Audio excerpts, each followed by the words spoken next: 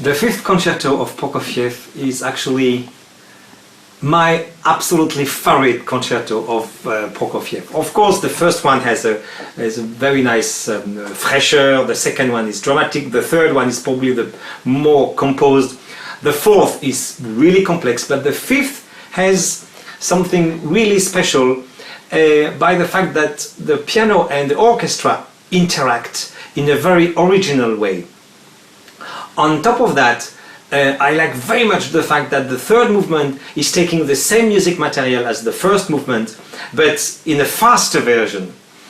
And also in the fourth movement, the chorale is, I think, one of the more grandiose music Prokofjev ever wrote.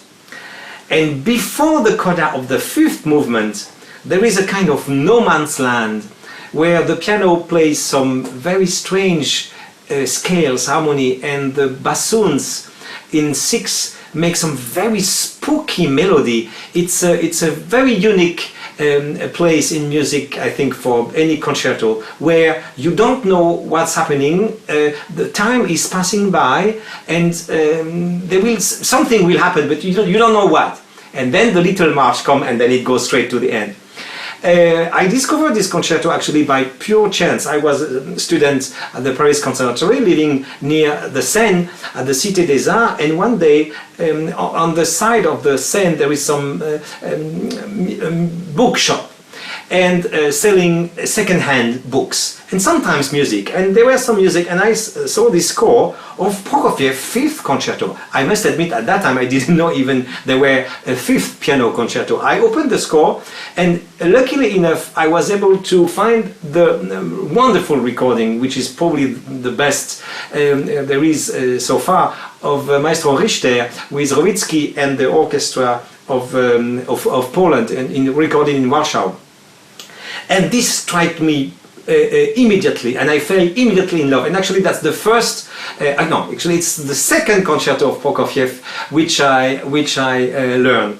And this music can be, I think, best described as it's a kind of also of homage to Haydn, because there is a kind of classicism in the Prokofjev music. We know that he loved very much Haydn, but of course it's not a Haydn as we know it. It's a Haydn full of wrong notes, full of surprise. Even the second beat of as soon as the concerto starts has to be played with the fist, and so there is a lot of surprise and even some provocative way. So it's almost like a Haydn under cocaine, you know, Haydn under